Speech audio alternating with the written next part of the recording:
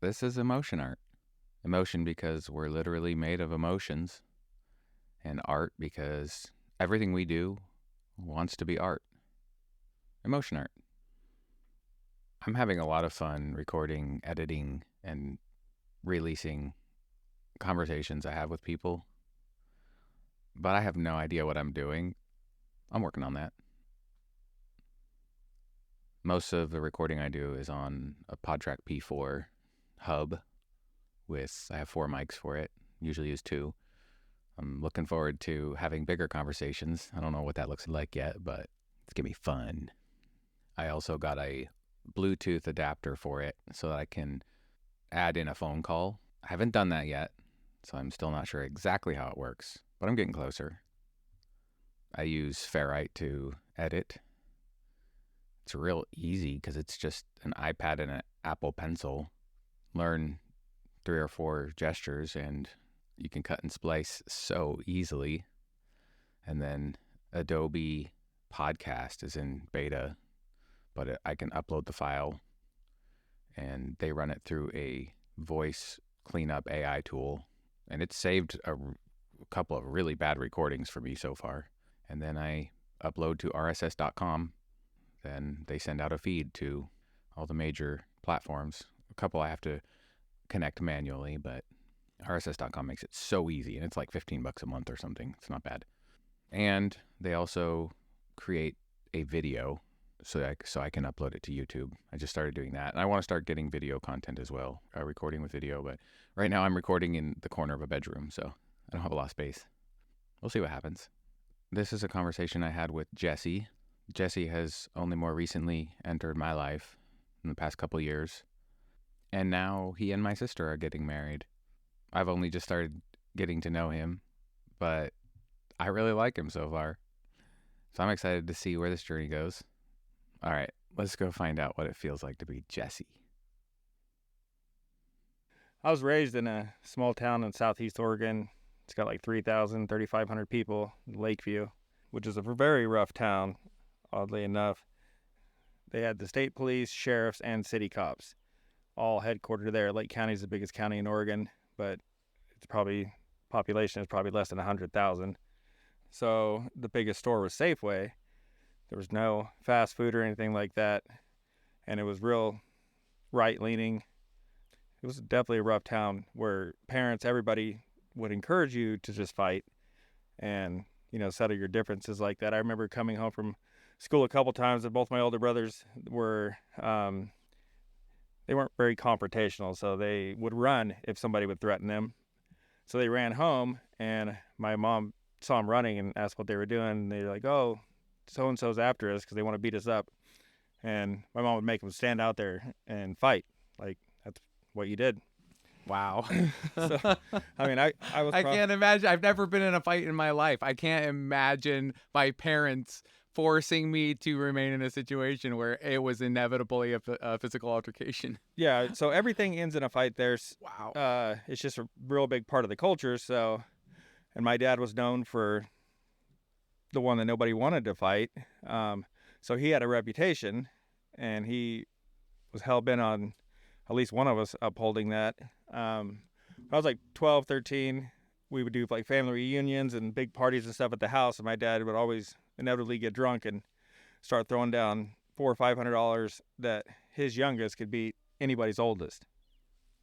Age didn't matter. Wow. And I mean, the most offset fight I ever fought, I was 11, and the other kid was 19, and he beat the tar out of me. You were a prize fighter. Yeah, it didn't really matter because he still couldn't knock out an 11-year-old kid, and I went, the whole 5 minutes with him. So I may as well have won. It was actually better that I got it that way because it was a lot more respect to see what kind of an ass whooping I could take. Because at that point, I was pretty well undefeated because most of the kids just didn't fight, and my brothers were pussies too. So I fought for a long time, Would your dad do that to your brothers or just you? To me, my brothers wouldn't fight. How did he react to how they were about that? I mean, they were kind of mousy. They were afraid of him because his idea of discipline was a backhand or something like that. But then it was over. Like, he didn't hold a grudge about it or anything. My mom always said he held a grudge, but he never did to us. And he was real fun. For as mean and as stubborn and stuff as he was, we had a lot of fun. But my brothers never did because they were always afraid of him, so they wouldn't really want to hang out with him or anything. Imagining yourself back in that situation where you're in a fight with a 19-year-old and you're taking that ass whooping, how did that make you feel? Like, what feelings did you Pride. have during while it was happening? Yeah, pride. Yeah. Wow. I knew that no matter what, he was going to have to fight me, and there was no way I could get out of it. Huh. So my whole plan, my whole fighting strategy, my whole life has always been take it to him. I've never been afraid to hit somebody, never been afraid to get hit. So as soon as somebody ring that bell, it's not, normal to see a kid half your size just fucking bum rush you and you just start swinging on you. From what age to what age did this stage of your life? Probably 9 to 16. And I also boxed at school those years as well. And I think I got suspended like 17 times in high school for fighting, which wasn't a punishment because we'd come home and my dad would say, "Was he Mexican?" Wow. And I'd say yes or no. And he's like, "Okay, you can come to work with me. Did you win? Yes or no." And if you won, he'd pay you for working. If not, then you worked for free. Yeah. He always wanted to know the details, but that was the only time he was ever proud of you. All the way until I went and joined the military and did some pretty cool stuff with the military, or he thought cool anyway. And then he was definitely proud. I mean, he would brag to everybody about me then. Plus, it didn't hurt that my other 2 brothers were real fuck-ups. My dad, he was our stepdad, but he had cancer, and my 2 older brothers were on meth or whatever, and they like stole a credit card and all this kind of stuff because they assumed he'd be dead by the time anybody even found out about it. And he wasn't, and he did. And I mean, they're both felons because of it. Like, he pressed charges, did the whole thing. He was really hurt by that. So, grew up in a rural Oregon town. Yeah. And joined the military. What was your job? I went in on September 11th, 2001, as time I signed my contract in Portland. And like by 10 o'clock our time, the news of the trade towers already hit everywhere. Wow. And we'd been up there for 2 days doing like the testing and stuff. And there was like 300 and something people. And then by the time that broadcast 1 or 2 times, there was maybe 30 of us left. And nobody in my family other than my grandpa had ever been in the military. I knew he was in the Army and he would never tell me anything about it other than don't join. So when it got time for us to sign, all 30 of us were from a town that we've been fighting our whole life, We're like, yeah, we'll stay. And I just pointed up at the screen. I was like, I'll do that. And it was an Airborne Ranger on there. I had no clue what it was. I'd seen the commercial 10 times that day, but, I didn't know what it means. So then I went to basic training. And after basic training, the drill sergeant says, everybody's got 30 days of leave except 2. And they called my name, and I was like, damn. And they put me into airborne hold. And then I did 2 weeks of airborne school. And everybody's got 30 days of leave except 2 names. My name again. You're going to RIP, which is Ranger Indoctrination Program, again at Fort Benning. So 6.5 months later, they said, everybody's got 30 days of leave except these 2. And they called 2 other people that were going to officer school. And I was like, so I flew back into home. That's a marathon. Yeah. I was 19 months. And military training is no joke. I mean, The only way I would have been able to do it is to do it like that. Because once you get to your duty station, it's pretty lax. Even in combat, really lax. How did you feel about all of that time in training in the military? I hated it. It sucked. But the first mission I went on, I was dang sure thankful I was prepared and stuff the way I was. I remember we stopped in Fallujah just to like resupply. And we went to the chow hall. There was this really overweight guy's last name was Johnson. I never got his first name and regretted it multiple times. He was just in tears trying to take apart his weapon, and he couldn't get it apart. And I was like, what do you do? And he's like, oh, I'm an accountant. And he was just a real nice guy. So I showed him how to like take his weapon apart and stuff like that. And I always wondered if he made it. He was like a 43-year-old accountant. Wow. He's a National Guard. Wow. And he was just swept up in all of the Well, yeah, they activate National Guard first yeah. in times of war. Oh, And because he was just a National Guard guy and nothing big had been happening before. Oh, wow. yeah, the U.S. always sends National Guard when they first declare war because they want a bunch of dead bodies for the news so that everybody gets behind them real quick. Oof. They started doing that right after Vietnam when they knew that showing what good they did didn't work anymore. Now there's a hell of a theory. Yeah. Why else would you activate the least prepared military units?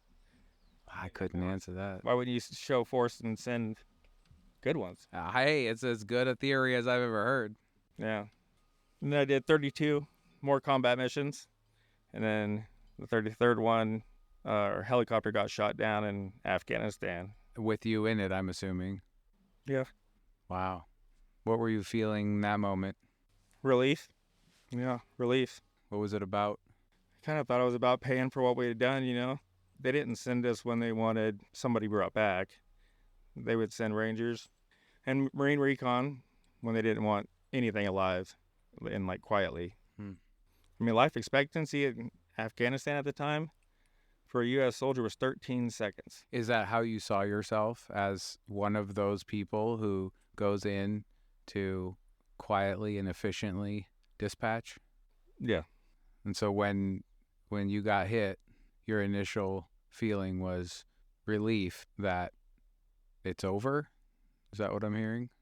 Yeah, I guess. So you felt like that was it for you? Yeah. It killed 11 out of 16 people on the...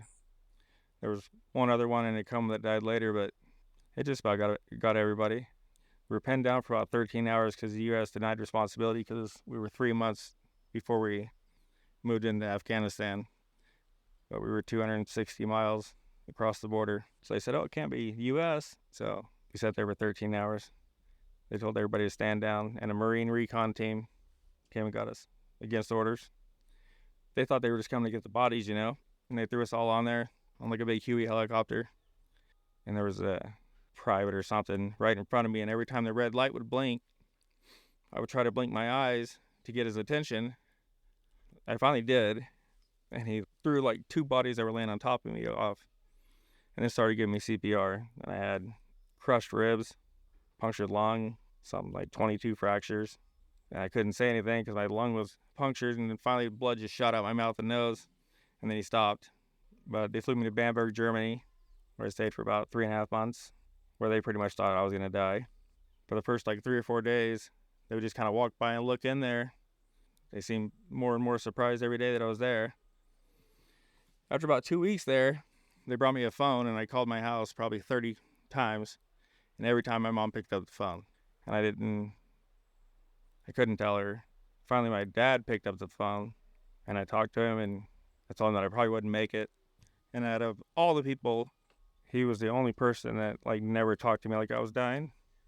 He'd always just say, oh, when you get back, we're going to do this and this and this. So, you know, it didn't take long before, you know, I didn't think I was dying either. So I got better pretty quickly. After that, I was there for total, I think, 6 weeks. And then they flew back to the U.S. and with Walter Reed for like 2 months. And then, you know, they put a false knee in and added a bunch of screws and stuff. So I did like the PT and everything to get better. And I went back to my unit, and I was like, all right, I'm ready. You know, assign me a new team. And they're like, oh, you're not combat effective anymore. So my whole identity, what I had wrapped up in it anyway, was just kind of taken. And that was like really the only reason I was fighting so hard to like get better, you know, because I felt I owed this obligation. And then they said I couldn't do it anymore. And offered me to like a recruiter position or RIP instructor. And I was like, no, I'm getting out. About 6 years and 6 months I did. And when I got out, I pretty quickly realized that drinking all day, every day, and partying isn't probably the most effective way to spend my time. But I went ahead and did it for another couple of years anyway. To the point where I thought I was like bulletproof and beat up a bunch of cops in California. Ended up turning myself in for it later on. So I want to stop you for just a second on beating up cops in California. Yeah. I want to just take a second. I have a couple of questions. Okay. So back to the whole helicopter crash and your recovery, sounds like in your accounting that you have a pretty clear recollection of the whole thing. Do you feel like you were clearly conscious, like pretty No. clearly conscious, or? So we were pinned down for the recon team said a little over 13 hours, and it felt like maybe 2 because I was in and out of consciousness.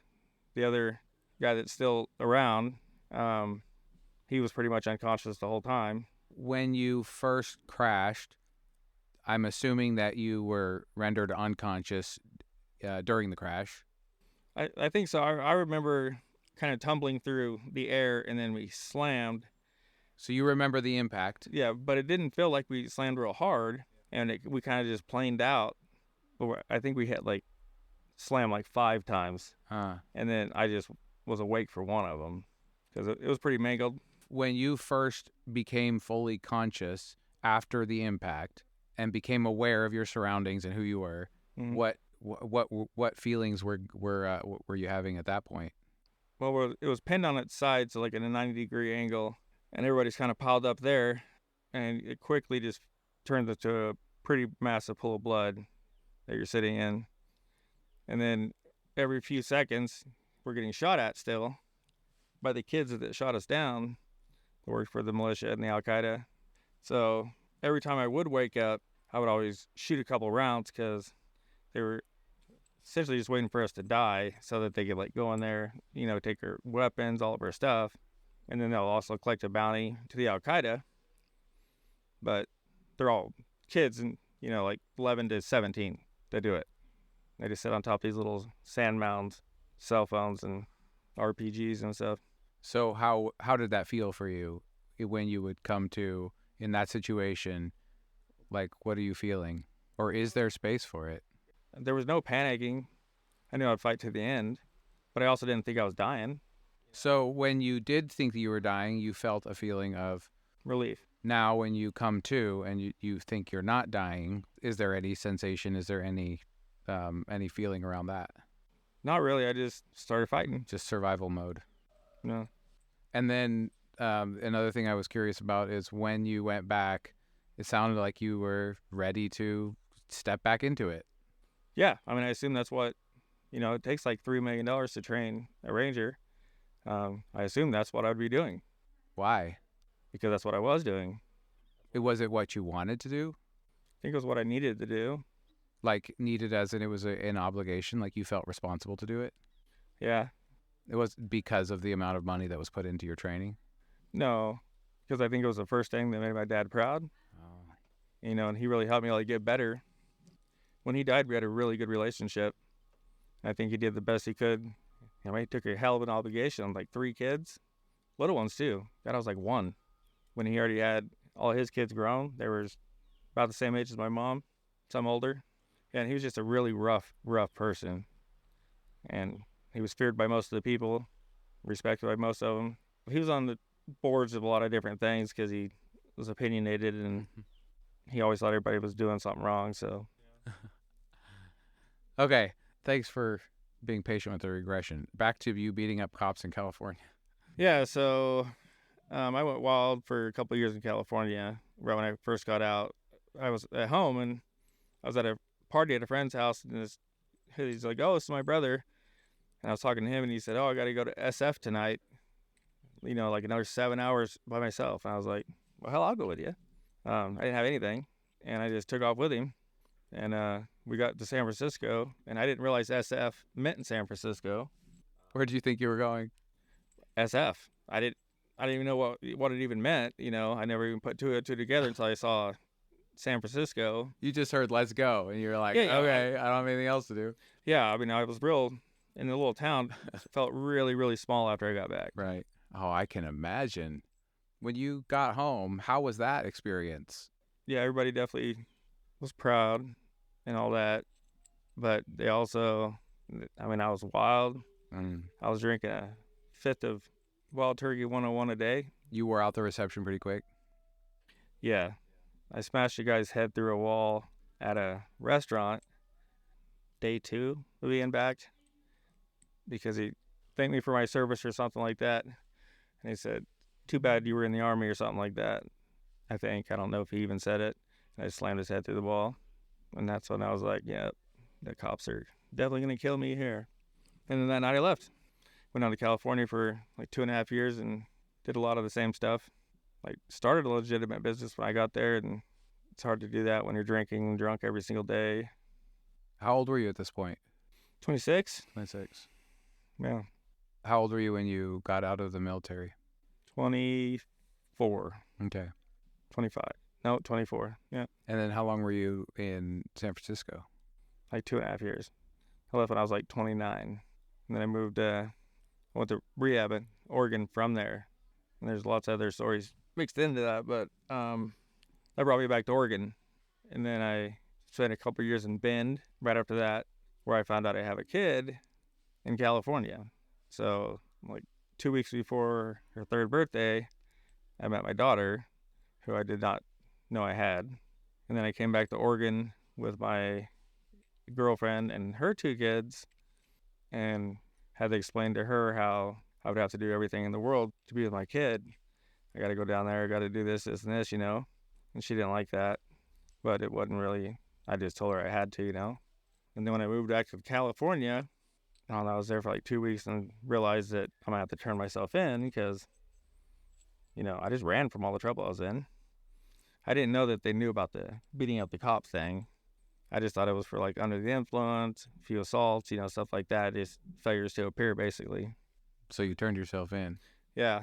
You get dropped off at the Fremont police station. I go in there and tell the lady that I'm here to surrender myself, turn myself in. She said, okay, have a seat. I sat there for about an hour. And finally, I'm just like frustrated. I was like, well, if you guys don't want to take me in, I'm leaving. And she's like, well, what's your name, honey? And I gave her my name and my date of birth. And then about 10 cops come running out, guns drawn, everything. And I was like, what?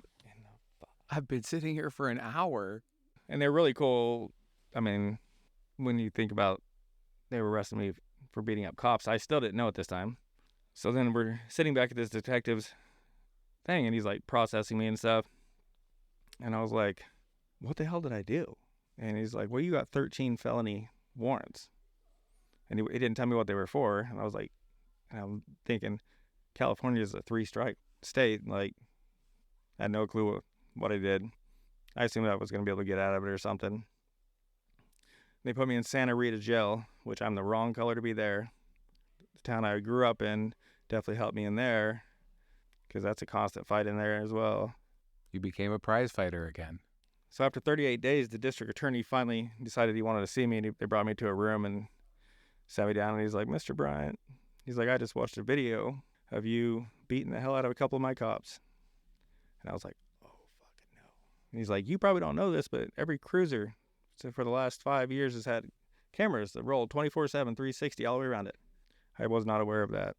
But thankfully, the DA was ethical, and he said that he couldn't show that without also showing that the officers were tasing my brother while he was in handcuffs. He said he couldn't dispose of one and not show the other. So he said I get a get out of jail free card. I had to pay like $30,000 worth of restitution. Pled it all the way down to intimidation. And then they like gave me 3 years of binge probation and all that kind of stuff. Super thankful that I didn't like go to prison. Yeah. Somebody was looking out for you. Yeah, I don't even remember all. I mean, I remember punching a state trooper one time somewhere on a certain date, and I felt bad about it. I still feel bad about it. I should have just let him take me in. He was a nice cop. I shouldn't have done that. But that's all hearsay, because, like I said, I was never charged with it. But there for just about the last 5 years, when I get pulled over, they don't have 3 or 4 cops show up, which is odd. We got pulled over 2 years after that, maybe, for running a stop sign, and it was one motorcycle cop, and they had to sit there for 20 minutes, and there was 6 cops there. It's all part of the past too. It's just oil on canvas. It's all art. Yeah. That's why I like hearing these stories, because I feel like I'm looking at the most valuable art, because every piece that you see is the only one like it. in existence. It is astounding. And the one thing I've learned through all of that crazy ass life is it just seems like everything's mostly irrelevant. Like there's just certain times and places throughout life where shit really matters, it seems like. And then it just kind of seems like everything else is irrelevant. When I was in and out of consciousness in that helicopter, the only thing that I ever thought about was the stuff that I didn't do, like that I wanted to, like the big stuff. Like what? What was it that came to you as you were falling through the air in a shot down helicopter? Oh, I didn't think that I was surviving at that point. Oh, it was after that. Yeah. It was Okay. when I was in and out of consciousness, like. What were the things? Like, is there anything that you can remember or anything that stood out that you're like, I wish I had done this? Yeah, my highlight reel was real small because by this time I was no longer real proud of the stuff that I was doing in the military. And it kind of wore off its shiny. And then, so I was definitely ready to be done. I felt like certain times throughout the military, I was very proud of what I did. And there's certain times that it just felt like I was risking a lot of people's lives for the news or something like that, for shit that really didn't involve the right stuff. And all the rest of the stuff just kind of seemed irrelevant, but it was all the irrelevant stuff that you were missing at that moment, Like it didn't matter that my dad was proud of me anymore or any of that. Didn't matter the last thing I said to my parents or anything like that. I was thinking about, not having a wife or going to college, not doing, that kind of stuff. So. Wow. So, you got out of prison, or you didn't go to prison, you got out of jail. Yep. And then I lived in California for till 2015, where we moved up to Albany and then started my company and had another baby, and then moved out to a ranch in South Corvallis. Yeah, and the stuff just didn't work out with the marriage and everything, so. Oh, there's a whole story right there, too. Yeah. Human emotions get really interesting in breakups. Yeah, I felt that. Yeah. And now, here I am. Now, here you are. Yeah, on to a new chapter. Quite frankly, a great one, I think. So what are you doing now?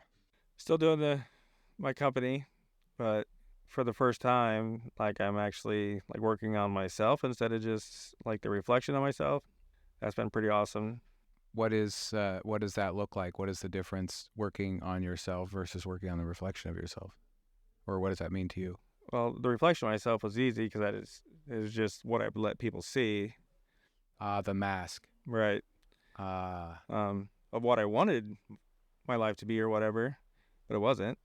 So working on yourself, as in learning to know yourself as Right. you are, rather than working on maintaining the masks. Yeah. Oh, got it. How long? I mean, what started that change for you, or how did you come to that? The girl that I met right after my divorce, just started talking about that stuff one night, and yeah, it just kind of clicked. Things I hadn't heard before, ways of thinking that I hadn't thought of. I mean, completely opposite of what I would think of in most aspects. So who do you see yourself to be now, in this moment that we find ourselves in? What's your archetype of yourself? That's a whole lot of stuff in one question. It is, but those types of questions, all you got to do is answer whatever part jumps out at you, whatever answer you want. It leaves it open to anything you want. And sometimes there is no answer. Yeah. Divine justice would be you ask me that question right back because, boy, that's a tough question to answer. I would still consider myself broken, but being okay. I think that's probably my biggest inward reflection that I go through. Healing. Yeah. Beautiful. Yep. What are you most afraid of? And none of these questions require any logic. It's I'm after that, in that first gut feeling that just jumped out at you. Failure. Ooh. I had a physical reaction to that. Never been a good candidate for failure. I was always just at least mediocre at most things. So right in the middle. But some things I was really good at. But failing was not ever one of them. what does it feel like you're afraid will happen if you fail, or what does the failure look like? Well, with PTSD, a lot of times it's life or death. Like there's no, like it's either the most wonderful thing in the world or it's the worst thing in the world. There's not any middle ground, you know? So it really kind of puts it in life or death situation. So I held it in its highest respect to not, do that. But I mean, I always had a lot of pressure. My mom, would definitely favor me and dad and most of the family and friends and stuff. That's a lot of weight to carry. It was for a long time. It sounds like it's still something that's present for you. Sometimes it is. Do you feel like the internal healing, the internal work you're doing is shifting that? Oh, yeah, absolutely. You are your own best healer. Yeah. I mean, just understanding the concept that it doesn't have to be a certain way. Like, you don't have to react negatively to something. You can practice it and react positively to everything, regardless if it's a negative aspect, which is a big, big thing to understand. Because just because it's a big emotion doesn't mean it has to be negative, which is where I used to always go. That we control our feelings. Right. I didn't know that. I spent 40 years of my life not realizing that. Me too. 41 years. I was able to be the master of my own feelings. Yeah. So I was talking to that girl, and she's like, well, it doesn't have to be that way. And I was like, what do you mean? She's like, well, you can accept it positively or you can accept it negatively. And I was like, no, you can. Like, it doesn't have to be that way. And I was all over the word teasing each other. We had two different definitions for that word. I read a book called Existential Kink recently. I don't remember who wrote it. I'm so bad with names, but one of the coolest books I've ever read. Really? But the whole book is about how an unpleasant sensation can become a pleasurable sensation just by shifting the way you look at it. And of course, being the type of person I am, I have to like see. I have to explore this.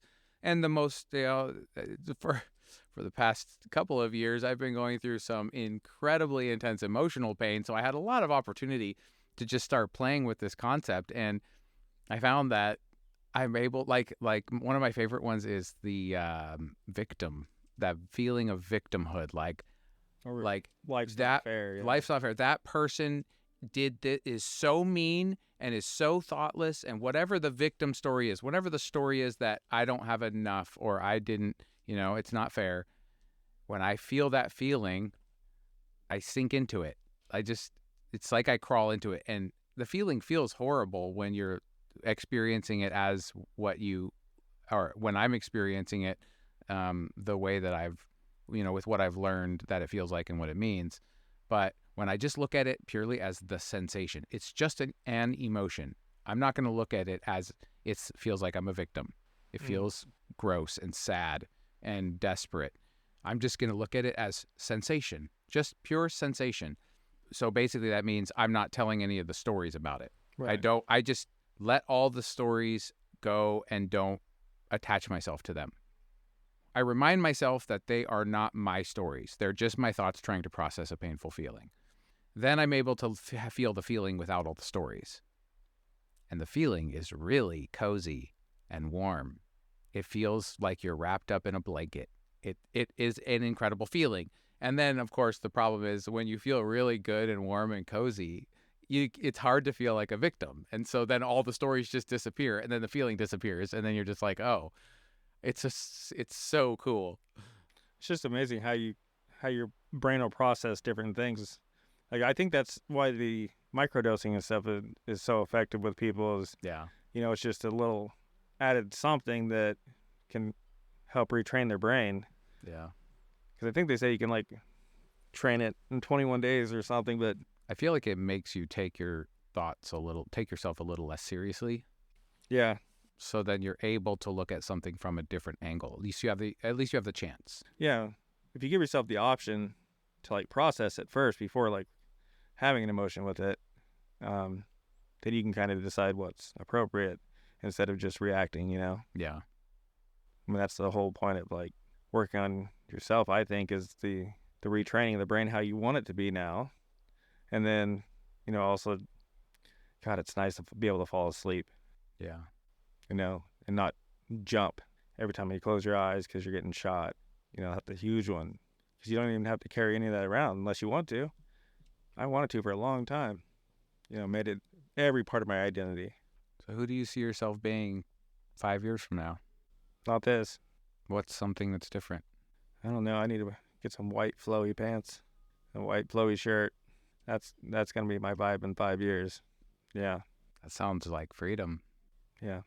Well, my jaw has been on the floor for most of that, as it has been for all of the other stories that you tell. I've Yeah. heard a lot of different stories about your life, and There's a million stories in between. I those wanted little to bullet get a points. sense of the feelings that were behind the stories. I mean, the most notable story that in what I've heard so far is your grandmother gouging the eyes out of a lady in a fight in I think like the parking lot of a bar or something. when you were VFW 11. bingo night. Yep. I can't get over it. And when you told that story, all of us are sitting around just like speechless because we'd never heard a story about like that. And you're like, oh yeah, and I did. I mean, to me, I was just 11, and that's just the way it went. My grandma was cool. I was like, yeah, Yeah, I thought that was normal. Normal. Until I told you guys, and nobody looked at me like it was normal. I think what did you say? You're like, wait, judging by the looks on your faces, I think I maybe should have some trauma about that. I think that's Yeah. what you said. Yeah. And I never took it as trauma because it was just normal. I mean, my family were fighters, and they were very proud of what, I don't know. There never was a lot to be real proud of, but they were definitely unique, and they are loyal. They are blindly loyal. Okay, so next time, what I want to do is get a list of all your stories, just like whatever stories you remember, and then just tell all your stories in a list, and we'll make it into a book, and it'll Okay. be a bestseller. It's such interesting stories of the just intense human emotion and complexity. Yeah. Poof, gives you the shivers. There's a bunch of them. Yes, there are. I really, really appreciate your gift of your time to just intentionally sit down and explore through your emotional self a little bit.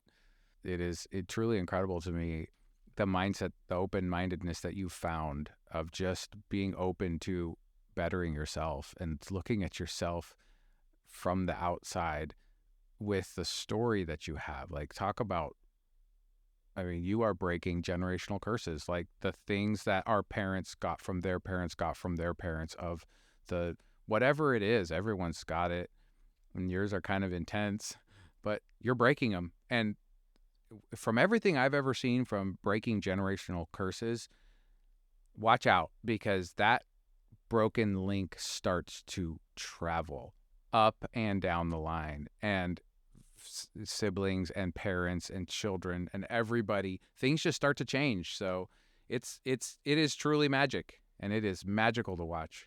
And I've seen that firsthand with my mother. She's been helping raise my brother's 18-month-old, now 21-month-old. And my mom she was a spanker for sure. Usually a belt, wooden spoon, hanger, something like that. And so her instinct was to spank that little boy. And that being her grandson, the first time she did, she held him for like 2 hours and was crying with him. And then it called and told me she just doesn't think that she can physically harm the child to make him listen. And I said, that's astounding, isn't it? You, with all the other grandparents, thought I should spank my kids, thought we were doing it wrong because of that. And she's like, I get it now. Wow. And then maybe a year after that, she's like, apologized for the way she was when she was, at home, we were kids. And I said, there's nothing to apologize for. I think she did the best she could. She had like a 3rd grade education too, and kind of married out of desperation, I think. Her idea was always to discipline us. That way my dad wouldn't find out and discipline us. So we can talk. That's a whole bunch. Oh, too. there's so many stories. Yeah. We'll sit down again. This is my first time, so Yeah. thank you for that as well. Welcome.